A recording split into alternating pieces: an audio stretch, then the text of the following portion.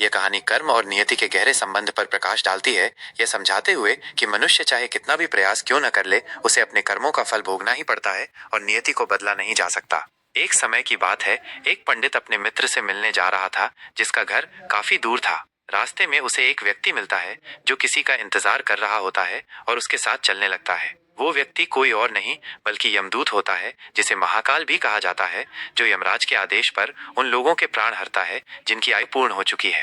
पहले गांव के प्रवेश द्वार पर यमदूत पंडित से कहता है कि उसे कुछ काम है और पंडित को आगे बढ़ने के लिए कहता है। कुछ देर बाद उस गांव में खबर फैलती है कि एक व्यक्ति को सांड ने मार दिया है। जैसे ही यमदूत पंडित के पास वापस आता है, दोनों अपनी यात्रा जारी रखते हैं। अगले गांव में एक विशाल मंदिर के पास पंडित यमदूत से रात बिताने का प्रस्ताव रखता है, क्योंकि रात हो रही थी और वे थक चुके थे। यमदूत सहमत होता है, लेकिन कहता है कि उसे गांव में कुछ जरूरी सामान देना है और बाद में भोजन करेगा। यमदूत के जाने के तुरंत बाद उस गांव में आग लग जाती है। पंडित आश्चर्यचकित होता है कि जहां भी यमदूत जाता है, वहां कोई न कोई अनहोनी जरूर हो जाती है। अगली सुबह वे फिर से यात्रा शुरू करते हैं और एक और गांव के पास पहुंचते हैं। यमदूत फिर से कहता है कि उसे अपने मित्र से मिलने जाना है। इस बार पंडित आगे नहीं बढ़ता और यमदूत को देखने लगता है। थोड़ी देर बाद उसे सुनाई देता है कि एक व्यक्ति को सांप ने काट लिया है और उसकी मृत्यु हो गई है। ठीक उसी समय यमदूत फिर पंडित के पास आता है। पंडित से अब रहा नहीं जाता और वो यमदूत से पूछता है कि ऐसा क्यों हो रहा है। यमदूत कहता है कि वो यमदूत है और लोगों के प्राण हरता है। पंडित ये सुनकर घबरा जाता है, लेकिन हिम्मत करके पूछता है कि अगली मृत्यु किसकी है। यमदूत बताता है कि अगली मृत्यु उसी मित्र की है जिससे पंडित मिलने जा रहा है और उसकी मृत्यु का कारण पंडित ही बनेगा। यह सुनकर पंडित सहम जाता है और वापस अपने गांव जाने का फैसला करता है, ताकि वह अपने मित्र की मृत्यु का कारण न बने। लेकिन जैसे ही वो मुड़ता है, उसका मित्र तेजी से उसकी ओर आता हुआ दिखाई देता है। उसका मित्र बचपन से ही गूंगा और एक पैर से लंगड़ा था, इसलिए वो पंडित को आवाज नहीं दे पाया था। जैसे ही वो पंडित के पास पहुंचता है, वो जमीन पर गिर पड़ता है और तुरंत उसकी मृत्यु हो जाती है। पंडित हक्का बक्का होकर यमदूत की ओर देखता है। यमदूत बताता है कि उसके मित्र ने पंडित तक पहुंचने के लिए अपनी पूरी ताकत लगा दी थी, लेकिन बुढ़ापे के कारण उसे दिल का दौरा पड़ गया। यमदूत यह भी दोहराता है कि चूंकि उसका मित्र पंडित से मिलने के लिए अपनी सीमाओं को तोड़कर उसके पीछे भागा, इसलिए पंडित ही उसकी मृत्यु का कारण कहलाएगा। अब पंडित को पूरी तरह विश्वास हो गया कि यमदूत अपना कार्य कर रहा है। पंडित एक ज्ञानी व्यक्ति था और जानता था कि मृत्यु पर किसी का वश नहीं है, सबको एक दिन मरना ही है। यह सोचकर उसने खुद को संभाला।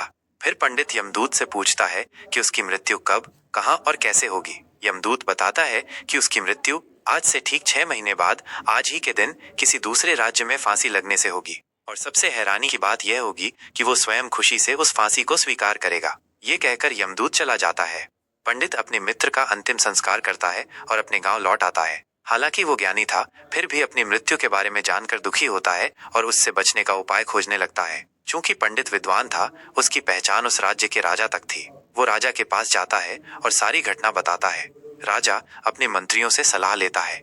मंत्री सुझाव देते हैं कि अगर पंडित की बात सही है तो उसकी मृत्यु 6 महीने बाद ही होगी, लेकिन तभी होगी जब वो किसी दूसरे राज्य में जाएगा। यदि वह दूसरे राज्य में जाए ही नहीं तो मृत्यु भी नहीं होगी। राजा को यह सलाह सही लगती है और पंडित के रहने की सारी व्यवस्था महल में ही कर दी जाती है। पंडित को राजा के आदेश के बिना किसी से मिलने नहीं दिया जाता, लेकिन वो कहीं भी आ जा सकता था ताकि उसे कैद में न लगे। हालांकि डर के मारे पंडित स्वयं ही कहीं नहीं जाता। धीरे धीरे महीने गुजर जाते हैं और पंडित की मृत्यु का समय नजदीक आता है। जिस दिन पंडित की मृत्यु होनी थी, उसकी एक रात पहले पंडित डर के मारे जल्दी सो जाता है, यह सोचकर कि रात जल्दी गुजर जाए और अगला दिन आ जाए, जिससे उसकी मृत्यु टल जाए। लेकिन पंडित को नींद में चलने की बीमारी थी, जिसके बारे में वो स्वयं नहीं जानता था। उस रात भी पंडित को नींद में चलने का दौरा पड़ा। वह उठा और महल से निकलकर अस्तबल में गया। चूंकि पंडित राजा का खास मेहमान था, किसी भी पहरेदार ने उसे नहीं रोका। वो सबसे तेज चलने वाले घोड़े पर सवार होकर नींद में ही अपने राज्य की सीमा से बाहर दूसरे पड़ोसी राज्य में चला गया। वो दूसरे राज्य के राजा के महल में भी पहुंच गया, जहाँ के पहरेदारों ने भी उसे नहीं रोका, क्योंकि सभी गहरी नींद में थे। वो पंडित सीधे राजा के सैन्य कक्ष में पहुंचा, जहाँ राजा और रानी सो रहे थे, और वहीं सो गया। सुबह हुई तो राजा ने पंडित को रानी के बगल में सोया हुआ देखा और बहुत क्रोधित हो गया। राजा ने पंडित को कैद करने का आदेश दे दिया। पंडित बहुत चकित था, उसे समझ नहीं आ रहा था कि वो दूसरे राज्य में और राजा के सैन्य कक्ष में कैसे पहुंचा। अगली सुबह राजा ने पंडित को दरबार में पेश करने का आदेश दिया और उसे देखते ही इतना बबूला हो गया कि उसे फांसी पर चढ़ा देने का हुक्म सुना दिया। फांसी की सजा सुनकर पंडित कांप गया, लेकिन फिर भी थोड़ी हिम्मत जुटाकर राजा से बोला कि वह नहीं जानता कि वह वहां कैसे पहुंचा। लेकिन इतना जरूर जानता है कि आज उसकी मृत्यु होनी थी और वो होने भी जा रही है। राजा को ये बात थोड़ी अजीब लगी और उसने पूछा कि उसे कैसे पता। पंडित ने पिछले 6 महीने की सारी घटना राजा को सुना दी और कहा कि किसी सामान्य व्यक्ति में इतना साहस नहीं कि वो राजा के सैन्य कक्ष में राजा की उपस्थिति में रानी के साथ सो जाए।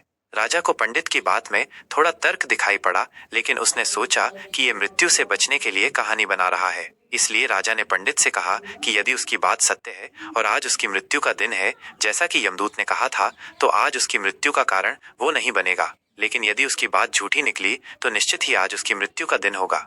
क्योंकि जिस राज्य से पंडित आया था उस राज्य का राजा इस राजा का मित्र था, इसलिए इस राजा ने तुरंत अपने 2 सैनिकों को पड़ोसी राजा के पास भेजकर पंडित की बात की सत्यता का प्रमाण मंगवाया। भेजे गए सैनिक शाम तक लौटे और उन्होंने राजा को बताया कि पंडित जो कुछ भी कह रहा है वो सब सत्य है। पड़ोसी राज्य के राजा ने पिछले 6 महीने से पंडित के रहने की सारी व्यवस्था अपने ही महल में कर रखी थी और पंडित राजा का खास मेहमान था। कल शाम राजा आखिरी बार पंडित से उसके कक्ष में मिले थे और उसके बाद ये इस राज्य में कैसे पहुंच गया, इसकी जानकारी किसी को भी नहीं है। इसलिए उस राज्य के राजा के अनुसार पंडित को फांसी की सजा देना ठीक नहीं है। लेकिन राजा के सामने एक नई समस्या थी, क्योंकि उसने बिना पूरी बात जाने ही पंडित को फांसी की सजा सुना दी थी। यदि पंडित को फांसी नहीं दी जाती तो राजा के वचन का अपमान हो जाता और यदि राजा की बात का मान रखा जाए तो बेवजह एक निर्दोष व्यक्ति की मौत हो जाती। राजा ने अपने सभी मंत्रियों से इस बारे में सुझाव मांगा। मंत्रियों ने राजा को सुझाव दिया कि महाराज, पंडित को एक कच्चे सूत के धागे से फांसी लगवा दी जाए। इससे राजा के कथन का भी मान रह जाएगा और कच्चे सूत के धागे से पंडित को फांसी भी नहीं लगेगी और उसके प्राण भी बच जाएंगे। राजा को मंत्रियों का ये सुझाव पसंद आया और उसने ऐसा ही करने का आदेश दे दिया।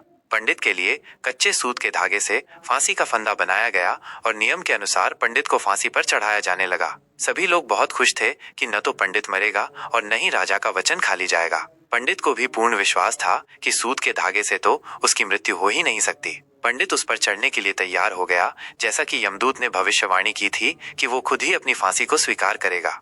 लेकिन जैसे ही पंडित को फांसी दी गई, सूत का धागा तो टूट गया, लेकिन टूटने से पहले उसने अपना काम कर दिया था। पंडित के गले की एक नस सूत के धागे के झटके से कट चुकी थी और पंडित जमीन पर पड़ा तड़प रहा था। उस पल उसके गले से खून की फुहार निकल रही थी और देखते ही देखते पंडित का शरीर पूरी तरह से शांत हो गया। सभी लोग आश्चर्यचकित थे और पंडित को मरता हुआ देख रहे थे। किसी को विश्वास नहीं हो रहा था कि कच्चे सूत के धागे से भी किसी इंसान की मृत्यु हो सकती है। लेकिन घटना तो घट चुकी थी। नियति ने अपना काम कर दिया था और यमदूत की भविष्यवाणी सच हो चुकी थी। कहानी के अंत में यह उपदेश दिया गया है कि श्रीमद् भगवद गीता में भगवान श्री कृष्ण ने कहा है कि जो होना होता है वो होकर ही रहता है। हम चाहे कितनी ही सावधानी बरतें या उपाय कर लें, लेकिन घटना और घटना की पूरी प्रणाली पहले से ही तय होती है, जिसे हम थोड़ा सा भी इधर उधर नहीं कर सकते। शायद इसीलिए ईश्वर ने हमें भविष्य जानने की क्षमता नहीं दी है, ताकि हम अपने जीवन को ज्यादा बेहतर तरीके से जी सकें। पंडित पर भी यही बात लागू होती है। अगर उसने यमदूत से अपनी मृत्यु के बारे में न पूछा होता तो 6 महीने तक राजा के महल में कैद रहकर डर डर कर जीने की बजाय ज्यादा बेहतर जीवन जीता।